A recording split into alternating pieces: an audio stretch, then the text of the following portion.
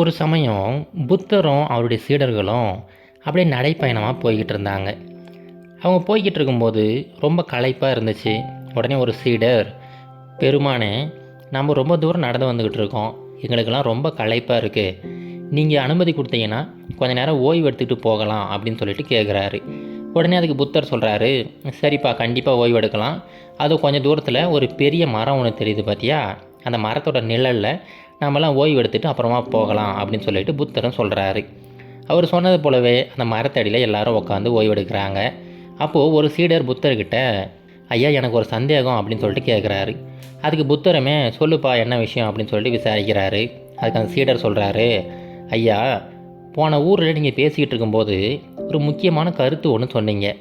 அதாவது, நீங்கள் என்ன நினைக்கிறீங்களோ அதுவாகவே மாறிடுவீங்க அப்படின்னு சொல்லிட்டு சொன்னீங்க. இந்த கூற்றுக்கு என்ன அர்த்தம்னு எனக்கு புரியலைங்க, கொஞ்சம் விளக்கமாக சொல்ல முடியுமா அப்படின்னு சொல்லிட்டு கேட்குறாரு. உடனே புத்தர் சொல்கிறாரு, கண்டிப்பாப்பா, அதாவது நம்ம என்ன நினைக்கிறோமோ அதுவாகவே மாறிடுவோம். இந்த விஷயத்தை உனக்கு புரிய வைக்கிறதுக்கு நான் ஒரு சின்ன கதை சொல்கிறேன் அப்படின்னு சொல்லிட்டு இப்போ புத்த பெருமான் ஒரு சின்ன கதை ஒன்று சொல்கிறாரு. முன்னொரு காலத்தில் ஒரு ஊரில் ஒரு செல்வந்தர் ஒருத்தர் வாழ்ந்துக்கிட்டு வந்தார். அவர் ஒரு மிகப்பெரிய வியாபாரி. ஏகப்பட்ட செல்வங்கள் சேர்த்து வச்சுருந்தார். அவருக்கு எந்த ஒரு குறையுமே கிடையாது. தினந்தோறும் பார்த்திங்கன்னா காலையில் எழுவார். அந்த நாளில் எவ்வளோ சம்பாதிக்கலாம் அப்படின்னு சொல்லிட்டு மும்முரமாக பணத்தை சேர்க்குவார், மறுபடியும் தூங்க போயிடுவார். அவருடைய வாழ்க்கையில் இது எல்லாத்தையும் வாடிக்கையாக வச்சுருந்தார். ஒவ்வொரு நாளும் இப்படியே கழிச்சுக்கிட்டு இருந்தார். அவருடைய வாழ்க்கையோட முக்கியமான நோக்கமே பணம் சம்பாதிக்கிறதா மட்டும்தான் இருந்துச்சு. அந்த சமயம் ஒரு மனிதர் இந்த செல்வந்தர் வீட்டுக்கு விருந்தாளியாக வராரு. உடனே அந்த செல்வந்தருமே அவரை கூப்பிட்டு வந்து நல்லபடியாக கவனிக்கிறாரு. அவருக்கு தேவையான சாப்பாடு, அவர் தங்கிறதுக்கான இடம் அப்படின்னு சொல்லிட்டு ரொம்ப அருமையான ஏற்பாடுகளை செஞ்சு வச்சுருக்கிறாரு. இப்போ அந்த விருந்தாளியும் இந்த செல்வந்தரும் உட்காந்து சாப்பிட்றாங்க. சாப்பிட்டு முடிச்சுட்டு 2 பேரும் பொறுமையாக உட்காந்து பேசிக்கிட்டு இருக்காங்க. அப்படி பேசிக்கிட்டு இருக்கும்போது அந்த விருந்தாளி என்ன சொல்கிறாருன்னா, ஐயா, உங்களை பார்க்கும்போது எனக்கு முன்னொரு காலத்தில் வாழ்ந்த ஒரு ஒரு செல்வந்தர் தான் ஞாபகத்துக்கு வராரு. அவர் உங்களை மாதிரி தான் மிகப்பெரிய செல்வந்தராக இருந்தார், எல்லாருக்கும் நிறைய நன்மைகள் செஞ்சார். உங்களை பார்க்கும்போது அவர் ஞாபகம் தான் வருது அப்படின்னு சொல்லிட்டு இந்த மனிதர் சொல்கிறாரு. இதை கேட்ட உடனே செல்வந்தருக்கு ஒரு கேள்வி வந்துடுச்சு. என்னங்க, இருந்தாருன்னு சொல்கிறீங்களே, இப்போ அவர் இல்லையா, ஏன் என்னாச்சு அவருக்கு அப்படின்னு சொல்லிட்டு விசாரிக்கிறாரு. உடனே அந்த விருந்தாளி சொல்கிறாரு, ஆமாங்க ஐயா, அவர் இப்போ இறந்து போயிட்டார், இப்போ அவர் இந்த உலகத்தில் இல்லை அப்படின்னு சொல்லிட்டு சொல்கிறாரு. இதை கேட்ட உடனே இந்த செல்வந்தருக்கு ரொம்ப ஷாக் ஆகிடுச்சு. இது எப்படிங்க, அவருக்கு ஏதோ உடம்பு சரியில்லாமல் இருந்தாரா, இல்லை ஏதோ விபத்தில் ஏதோ மாட்டிக்கிட்டாரா, என்ன காரணம் அப்படின்னு சொல்லிட்டு விசாரிக்கிறாரு. அதுக்கு இன்னொரு மனிதர் சொல்கிறாரு, அதெல்லாம் ஒன்றும் இல்லைங்க, ரொம்ப நல்லா தான் இருந்தார்.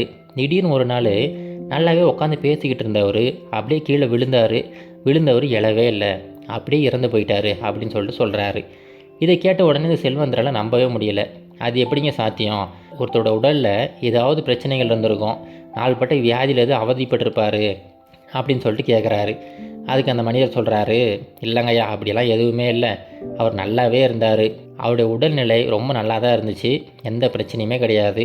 அவருமே பணம் சம்பாதிக்கிறதுல ரொம்ப மோகம் கொண்டவராக இருந்தார். ஆனால் திடீர்னு அவர் பணத்தையெல்லாம் விட்டுட்டு இப்போ இறந்து போயிட்டார் அப்படின்னு சொல்லிட்டு சொல்கிறாரு. இதை கேட்டதுலேருந்து இந்த செல்வந்தரோட மனசில் இந்த மரண பயம் அப்படிங்கிறது வந்துருச்சு. நாமுமே இப்போ நிறைய பணத்தை சேர்க்குறோம். இவ்வளோ பணத்தை சேர்த்ததுக்கப்புறமா திடீர்னு நம்ம இறந்து போயிட்டோம்னா என்ன பண்ணுறது? இப்போ அந்த விருந்தாளி மனிதர் சொன்னார் பார்த்தீங்களா, முன்ன ஒரு செல்வந்தர் இருந்தார், அவர் திடீர்னு செத்து போயிட்டார் அப்படின்னு சொல்லிட்டு அந்த விஷயத்தை நினச்சி தினம் வருத்தப்பட ஆரம்பிச்சிட்டாரு. இந்த மரணம் அப்படிங்கிறது நமக்கும் வந்துடுமோ, இப்போ திடீர்னு நம்ம நடந்து போயிட்டு இருக்கும்போது கீழே விழுது இறந்துருவோமா அப்படின்னு சொல்லிட்டு அந்த மரண பயம் இவரை கொஞ்சம் கொஞ்சமாக ஆட்கொண்டுடுச்சு. அடுத்த ஒரு சில மாதங்களில் அவரால் சரியாக சாப்பிட முடியலை, சரியாக தூங்க முடியலை, அவருக்கு சரியாக பசி கூட எடுக்கலை. இதனாலேயே அவருடைய உடல்நிலை கொஞ்சம் கொஞ்சமாக மோசமாகிட்டே போய்கிட்டு இருந்துச்சு.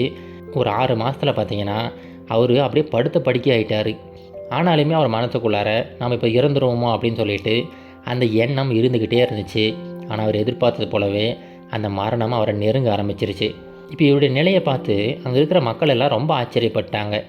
இது எப்படி, நல்லா இருந்த மனிதர் இப்போ திடீர்னு நோய்வாய்ப்பட்டு படுத்துட்டாரு, என்ன காரணமாக இருக்கும்? எல்லா வைத்தியம் பண்ணி பார்க்குறாங்க, ஆனால் என்ன பண்ணாலுமே அது சரியாகலை. எல்லோரும் ரொம்ப ஆச்சரியத்தோடு இருக்கிறாங்க. அந்த சமயம் இந்த செல்வந்தரோட நண்பர் ஒருத்தர் ஒரு துறவியை அங்கே கூட்டிகிட்டு வராரு. அந்த துறவிக்கிட்ட, ஐயா, என்னுடைய நண்பன் ஒருத்தர் இருக்கான், அவனுக்கு திடீர்னு உடம்பு சரியில்லாமல் போயிடுச்சு, கொஞ்சம் நீங்கள் வந்து அவர்கிட்ட பேசுங்களேன் அப்படின்னு சொல்லிட்டு கூட்டிகிட்டு போகிறாரு. உடனே அந்த துறவியுமே சரிப்பா வா அப்படின்னு சொல்லிட்டு அந்த செல்வந்தரோட வீட்டுக்கு போகிறாங்க. உடனே அந்த செல்வந்தர் வாங்கய்யா அப்படின்னு சொல்லிட்டு அப்படியே படுக்கையிலேருந்தே அவரை கூப்பிடுறாரு. உடனே செல்வந்தரோட நண்பர் அவர்கிட்ட, இங்கே பாருப்பா, இந்த துறவி எல்லா விஷயத்துக்கும் பதில் சொல்லக்கூடிய மனிதர். நீ உன் மனசுக்குள்ளார எதையோ வச்சுக்கிட்டு ரொம்ப புழுங்கிக்கிட்டு இருக்கிற, தயவு செஞ்சு அதை இவர்கிட்ட சொல்லு, உனக்கான தீர்வு கொடுப்பாரு அப்படின்னு சொல்லிட்டு அந்த நண்பர் அந்த செல்வந்தர்கிட்ட சொல்கிறாரு. உடனே செல்வந்தரமே, ஐயா உங்ககிட்ட சொல்கிறதுக்கு ஒன்றும் இல்லைங்க, கொஞ்சம் நாட்களுக்கு முன்னாடி என்னுடைய நண்பர் ஒருத்தர் என்னுடைய வீட்டுக்கு வந்திருந்தார். அவர் சொன்ன விஷயந்தான் என்னுடைய வாழ்க்கையில் இன்றைக்கு வரைக்கும் என்னை துரத்திக்கிட்டே இருக்குது. திடீர்னு ஒரு மனிதர் எப்படி இறக்க முடியும், இப்போ எனக்குமே அந்த மாதிரி மரணம் வந்துடுமோ அப்படின்னு சொல்லிட்டு ஒவ்வொரு நாளும் வருத்தப்பட்டுக்கிட்டே இருக்கேன் அப்படின்னு சொல்லிட்டு அந்த செல்வந்தர் சொல்கிறாரு. இதை கேட்டு முடிச்சுட்டு அந்த துறவி கேட்குறாரு, அப்போது உனக்கு இந்த மரண பயம் வந்துடுச்சு அப்படி தானப்பா அப்படிங்கிறாரு.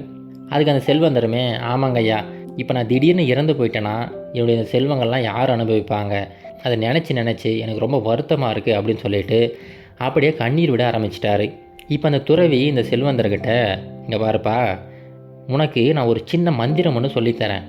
இந்த மந்திரத்தை மட்டும் நீ தினம் சொல்லிக்கிட்டே இரு, எப்போல்லாம் டைம் கிடைக்குதோ அப்போல்லாம் சொல்லிக்கிட்டே இரு, கண்டிப்பாக இந்த மரணம் உன்னை நெருங்கவே செய்யாது அப்படின்னு சொல்லிட்டு அவர் காது ஓரமாக போயிட்டு அந்த மந்திரத்தை சொல்கிறாரு. அது என்னென்னா, நான் எப்போவுமே மகிழ்ச்சியாக இருப்பேன், மரணம் என்ன நெருங்கும் வரை அப்படின்னு சொல்லிட்டு இந்த வாக்கியத்தை திரும்ப திரும்ப சொல்கிறாரு. இப்போ அந்த துறவி அங்கேருந்து போயிட்டார். அடுத்து ஒரு 6 மாதம் கழித்து மறுபடியும் அங்கே வராரு. வந்து பார்த்தா இந்த செல்வந்தர் பழையபடி ஆகிட்டார், ரொம்ப திடகாத்திரமாக நடக்க ஆரம்பிச்சிட்டாரு. இப்போ அந்த துறவியை பார்த்த உடனே செல்வந்தருக்கு ரொம்ப மகிழ்ச்சி ஆகிடுச்சு. அவர் காலில் விழுந்து வணங்குறாரு. ஐயா, நீங்கள் மட்டும் இல்லைன்னா நான் எப்போவே இறந்து போயிருப்பேன், நீங்கள் சொன்ன அந்த மந்திரம் தான் என்னை காப்பாற்றிக்கிட்டு இருக்கு அப்படின்னு சொல்லிட்டு அவருக்கு நன்றி தெரிவிக்கிறாரு. இப்போ அந்த துறவி சொல்கிறாரு, இங்கே பாருப்பா, நான் உனக்கு சொன்னது மந்திரம்லாம் ஒன்றும் கிடையாது, அது வெறும் சாதாரண வாக்கியம்தான். ஆனால் என்னென்னா, நீ என்ன நினச்சிக்கிட்டு இருக்கியோ அதுவாகவே நீ மாற ஆரம்பிச்சிருவ. அதனால தான் நான் சொன்னது நல்ல விஷயம் உன் மனத்துக்குள்ளார இருந்து உன் உடல்நிலையை சரி பண்ணிடுச்சு. அதுவே இதுக்கு முன்னாடி நீ எப்போவுமே இந்த மரணத்தை நினச்சிக்கிட்டு பயந்துக்கிட்டே இருந்த அந்த எண்ணங்கள் தான் நீ நோய்வாய்ப்பட காரணமாயிடுச்சு. அதனால் இதுக்கப்புறம் நல்ல எண்ணங்களாகவே நினச்சிக்கிட்டு கண்டிப்பாக எல்லாமே நல்லதாக நடக்கும் அப்படின்னு சொல்லிட்டு அங்கேருந்து கிளம்பி போகிறாரு. இப்போ இந்த கதையை புத்தர் அந்த சீடர்கிட்ட சொல்லிவிட்டு, இங்கே பாருப்பா, இந்த கதையில் வந்தது போல தான் அந்த வியாபாரி பார்த்தீங்கன்னா எப்போ ஒரு மரணத்தை நினச்சி பயந்துக்கிட்டே இருந்தாரோ அப்போ ஆட்டோமேட்டிக்காக அந்த மரணம் அவரை நெருங்க ஆரம்பிச்சிருச்சு. அவர் கொஞ்சம் கொஞ்சமாக நோய்வாய்ப்பட ஆரம்பிச்சிட்டாரு. ஆனால் அதுவே அந்த துறவி சொன்னது போல் நான் எப்போவுமே மகிழ்ச்சியாக இருப்பேன் அப்படின்னு சொல்லிட்டு தினம் சொல்லிக்கிட்டே இருந்ததுனால ஆட்டோமேட்டிக்காக அவருக்குள்ளார பெரிய மாற்றங்கள் ஏற்பட்டுடுச்சு. அவருமே நல்லாயிட்டார். அதனால தான் நான் சொன்னேன், நீங்கள் என்ன நினைக்கிறீங்களோ அதுவாகவே மாறிடுவீங்க அப்படின்னு சொல்லிட்டு. இப்போ இந்த கதையில் புத்தர் சொன்னது போல தாங்க, நம்முடைய எண்ணங்கள் தான் நம்மளை உருவாக்கும். நீங்கள் எப்போவுமே நல்ல எண்ணங்களை கொண்டிருங்க, கண்டிப்பாக நீங்களுமே ஒரு நல்ல வாழ்க்கையை வாழலாம். இது கரேஜ் டு ஆக்ட் மோட்டிவேஷன் கதைகள்.